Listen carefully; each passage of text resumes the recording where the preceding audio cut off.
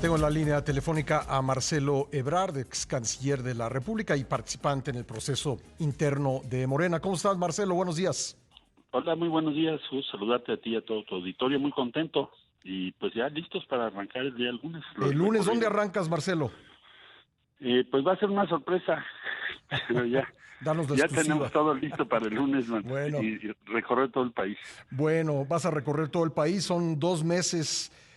¿Va a haber alguna zona a la Sí. que le destines un poco más de recorrido? Pues voy a ver todas las principales ciudades del país. Va a ser un recorrido que incluiremos todos los estados. O sea, no vamos a dejar ningún estado fuera. Y ninguna de las principales ciudades del país, porque son las capitales más las ciudades que son relevantes. Por ejemplo, en Coahuila podría ser Saltillo, pero hay que ir a la región de la Laguna, ¿no? Sí. Lo mismo en Durango. Y en el caso de Guadalajara, pues tienes la zona metropolitana, incluye muchos municipios, o varios municipios.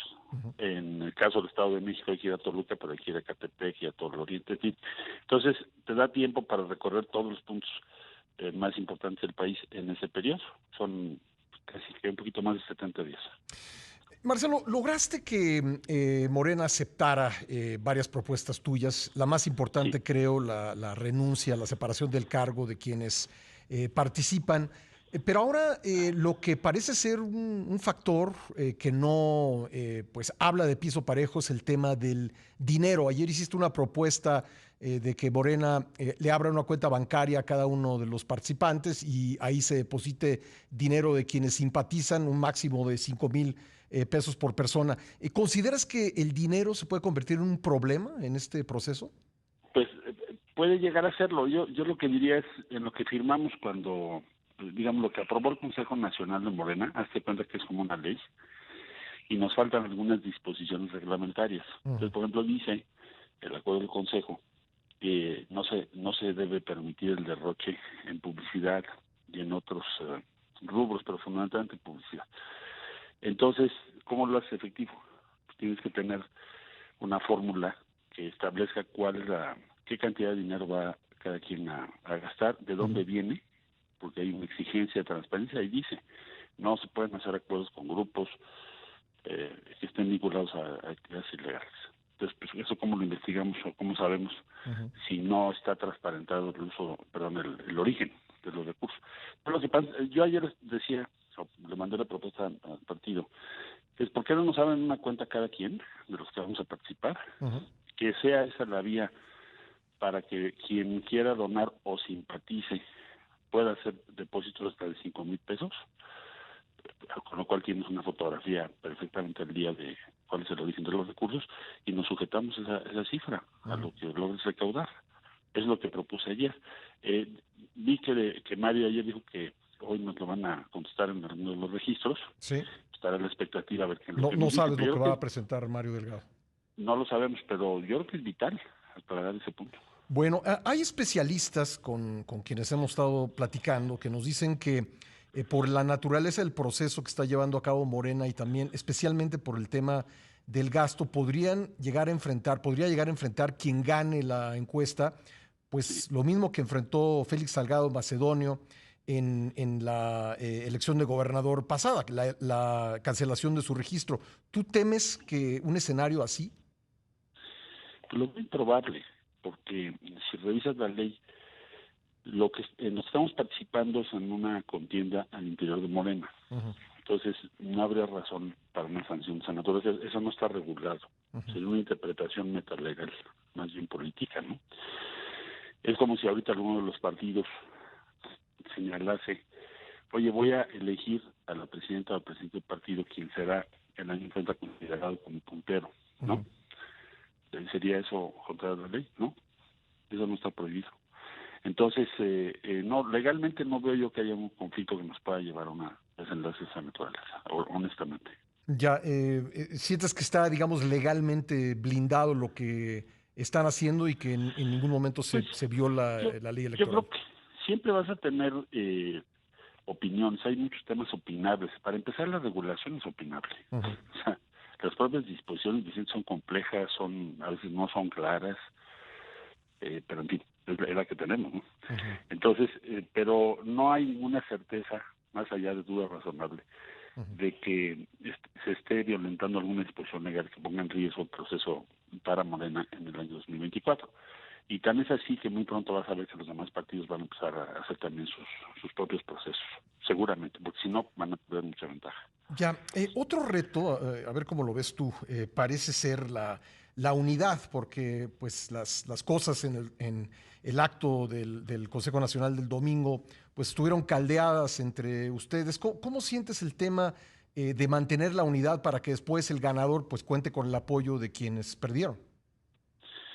Mira, yo creo que el tema principal aquí, recuperando algo que dice el presidente López Obrador, que dice, bueno, la paz es el fruto de la justicia, haciendo un símil, la unidad del movimiento va a depender precisamente de que haya equidad en la contienda y se respeten las reglas. Ujú. Por eso el Consejo Nacional aprobó la separación del cargo, porque era evidente que eso iba en contra de la equidad. Lo segundo, que respetemos las reglas que se acordaron en el Consejo. Ujú. Pues ya se aprobaron, yo ya las firmé. Entonces lo mismo harán hoy mis compañeros y compañeros. Siempre vas a tener tensiones en una competencia natural, Ujú. pero si nos ajustamos a las normas como están, por ejemplo, que no participen los gobernadores, Ujú. secretarios de Estado, organismos, alcaldes, etcétera, todos los que tienen posiciones, pues eso también va a ser muy importante. Ahora, si alguien no lo hace, pues alguno de los que estamos en la contienda lo vamos a decir. Es decir, eso mismo, el mismo incentivo de la competencia es que se cumplan esas reglas. Ujú. Yo creo que sería muy arriesgado para Morena permitir que se violara, muy arriesgado. Tú, Y sería un error de estrategia. tú lo dirías en el momento que vieras eso. Sí, por supuesto. Y supongo que otros compañeros no tendríamos por qué no decirlo, ¿no? Ahora, esa es otra cosa que habrá que ver, quién va a recibir eso, cómo va a funcionar. Pues estamos viendo que, como es un proceso inédito, pues están tomando decisiones sobre la marcha, como Ujú. estos financiamientos, ¿no? Que de parte pues es muy correcta. Marcelo, el camino que has emprendido, pues puede concluir con la primera vez que un canciller en la historia de este país logra, a través de un Sí, proceso electoral, llegar a la presidencia de la República. Me gustaría hablar sobre esto en concreto, el reto que representa. Tengo que hacer una pausa obligada de 2 minutos. Si me puedes esperar, me gustaría sí, mucho seguir sí, conversando cómo no. contigo. Regresamos Claro. en un momento con Marcelo Ebrard. Le agradezco a Marcelo Ebrard que me haya esperado en la línea para seguir esta conversación. Marcelo decía antes del corte que pues nunca alguien ha logrado lo que tú te estás proponiendo. Haber sido canciller, de ahí pasar a la candidatura presidencial y de ahí a la presidencia de la República. Y de hecho tiene más de un siglo que alguien que tiene en su currículum haber sido canciller no es presidente. ¿Se dificulta el paso por alguna razón o es simplemente una coincidencia histórica? Pues yo creo que lo que pasa es que quienes ocupaban la Cancillería estaban en otros temas, naturalmente hacia el exterior, Ujú. y por eso no participaban en los procesos internos, o no tenían el peso principal en la política interior. Aquí yo diría que la diferencia en mi caso es que yo tengo una trayectoria de otros muchos temas, seguridad pública, la jefatura de gobierno social, en fin, Ujú. muchos otros temas de política interior, en donde sí puedes argumentar y tienes la capacidad o la experiencia, porque has visto los diferentes temas que tienen que ver con el futuro del país, empezaron por seguridad y terminaron por todo lo que es infraestructura, etcétera, y grandes iniciativas sociales. Entonces ahora, yo diría, la reflexión es esta: los próximos años vamos a necesitar también que quien encabece al país tenga una visión y una capacidad de acción internacional mayor. Ujú. ¿Por qué? Por dos razones. Primero, porque estás en un gran cambio geopolítico mundial. O sea, estos años próximos son muy importantes, también son riesgosos y complejos. Entonces necesitas tener ese conocimiento. Siempre puedes delegar cosas, pero eso necesitas entenderlo, conocerlo y manejarlo, porque también es un tema de networking. Por ejemplo, para tratar de ilustrar lo que estoy diciendo, ayer estuvo en México el CEO de HSBC. Ujú. Ese banco es un banco estratégico para México, porque es el que tiene más implantación en Asia, que es la nueva economía del mundo. Ujú. Es una gente que conozco. Eh, ese banco va a ser clave para atraer o facilitar que empresas que están en China vengan a México. De hecho, trabajamos con ellos Ujú. el último año intensamente. Bueno, como esa institución, igualmente los fondos soberanos de Medio Oriente, que son los principales recursos disponibles hoy en el mundo, no tienen inversión en México, prácticamente cero. Logramos ya atraer al Fondo Soberano de Arabia Saudita y otros fondos soberanos de la región. No me extiendo más, pero hay que hacer una labor muy grande para traer inversión en México, que no se va a dar porque sí. O sea, se puede dar a una gran escala si te metes y tienes los conocimientos y conoces a las personas que hay que conocer. Sí. Y luego el otro gran tema va a ser Estados Unidos. Siempre lo es. Estados Unidos está pasando un proceso político muy, muy complejo. Puede regresar Y Trump, ¿no? puede regresar Trump, pero además ve el proceso que contra Trump, ¿no? O sea, puede darse incluso la hipótesis, por lo que veo la estrategia de la defensa de Trump es llevar la mayor parte de los casos a un punto posterior procesalmente a las primarias del Partido Republicano. Entonces puede llegar a tener un candidato en un proceso de carácter judicial, penal. Entonces, la división en Estados Unidos es impresionante. Las diferencias en los enfoques sobre nuestro país, sobre China, sobre la geopolítica son también muy distintos. Entonces, vas a necesitar meterte y estar muy cerca de la política en Estados Unidos para poder sortear los riesgos que México vaya a tener en los próximos años. Entonces, eso, el grado de dificultad en el mundo exterior, creo que ahora, si bien antes, en otros momentos de la historia, te dirían, oye, pero tú estás en los temas del exterior que no son los centrales de la política mexicana, hoy muchos de ellos, de esos temas sí lo son, como lo fueron con las vacunas. Si no hemos desplegado esa acción internacional, pues no hubiéramos tenido las vacunas a tiempo. Entonces sí cuenta. Yo creo que más bien es un activo a favor. Por otro lado, Marcelo, un tema de gran polémica, de gran discusión en nuestro país siempre es el papel del expresidente. ¿Cuál es tu opinión al respecto? Y preguntarte si tú crees que el presidente López Obrador, como expresidente, tendrá pues alguna función, alguna utilidad en la vida Bueno, pública.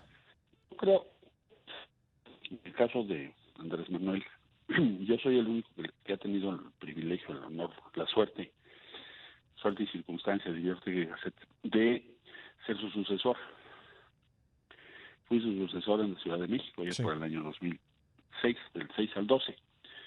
Puedo decirte que en ese periodo, en donde pues Andrés siempre tuvo un gran peso político en la Ciudad de México, eh, un gran referente de mucho peso en la sociedad. Jamás intervino en ninguna decisión que yo recuerde a mi cargo en esos 6 años. O sea, yo nunca tuve, una llamada o, oye, una opinión en público, jamás dijo nada sobre las acciones o programas que emprendí. Seguramente siempre hay cosas opinables, ¿no? Es decir, no es posible que estés de acuerdo con el 100%, habrá siempre un punto de vista diferente sobre algún tema, pero fue muy respetuoso. Entonces, eso es lo que yo viví, esa es mi experiencia. Tenía yo en el gobierno entonces a muchas compañeras y compañeros, por ejemplo, Martí Batres era secretario de Desarrollo Social, Rosa Isela, coordinadora del Gabinete de Seguridad, Leticia Ramírez era la directora de Atención Ciudadana, Ariana Montiel estaba en RTP, y así sucedió Laura Velázquez en Economía. Es decir, había una gran presencia de compañeras y compañeros muy cercanas a Andrés Manuel también. Nunca percibí que hubiese una instrucción por obstaculizar o cambiar decisiones de tu servidor. Entonces, esa es la experiencia que yo tengo. Lo cuento en mi libro. Sí. Y digo, yo creo que va a ser lo que está diciendo, sí lo está diciendo en serio. Pues a veces no se lo creen, pero sí lo creo. Yo sí porque lo viví. Marcelo, me Porque quedan si un no, par de minutos y quiero sí. preguntarte también si, como sabemos, el país está muy polarizado. Tú como candidato, si llegas a la candidatura presidencial, ¿buscarías tender la mano y obtener el voto pues, de mexicanos de clase media que no están de acuerdo con las políticas del actual gobierno? ¿Buscarías también tener esos votos? Mira, yo creo que tenemos que buscar la extensión de las clases medias mexicanas. De hecho, ese es el destino final de una política exitosa de izquierdas, porque tu objetivo primordial es reducir la desigualdad. Vaya, es el principio político de José María Morelos y Pavón, o sea, moderar la opulencia y la indigencia. ¿Eso qué significa? Pues crear una sana, equilibrada medianía, no en el sentido despectivo, sino en el sentido constructivo. Clases medias o estratos medios. Entonces, tienen que crecer y tenemos que ayudarles a eso, y tenemos que reducir la pobreza. Sí o sí, eso tiene que ser esta década. Entonces, por supuesto que tiene que ser parte sustantiva de todo lo que hagamos los próximos años. Es así, ese es el motor de no solo la economía, también de la cultura, de la sociedad, del sistema educativo, en fin. Entonces, yo pienso que eso es lo que debe ser la orientación principal de todas las acciones que tomemos. Y por lo tanto hay que invitarles a que participen y que puedan sostener o apoyar esta idea, este plan para los próximos 10 años de México. Que por otro lado debo decir que es la mayor oportunidad que vamos a tener probablemente en todo este ciclo. Es decir, esta tensión entre Estados Unidos y China, esta competencia económica, te nos lleva a pone en un muy buena situación. renacimiento, pues te lleva a un renacimiento de la región Norteamérica, con un gran potencial de crecimiento. Entonces sí estamos en el umbral factible, no estoy planteando una solución milagro, sino una posibilidad real, estructural, de hacer crecer la clase media mexicana hasta que lleguemos a que sea más del 50% de la población. Ese es el fin último de todos los planes. Bueno, Marcelo, pues espero que esta sea la primera de varias conversaciones y nos darás cómo la no. oportunidad. Gracias. Con mucho gusto. Gracias a ti. Un saludo a tu auditorio. Muchas gracias. Gracias, Marcelo Ebrard.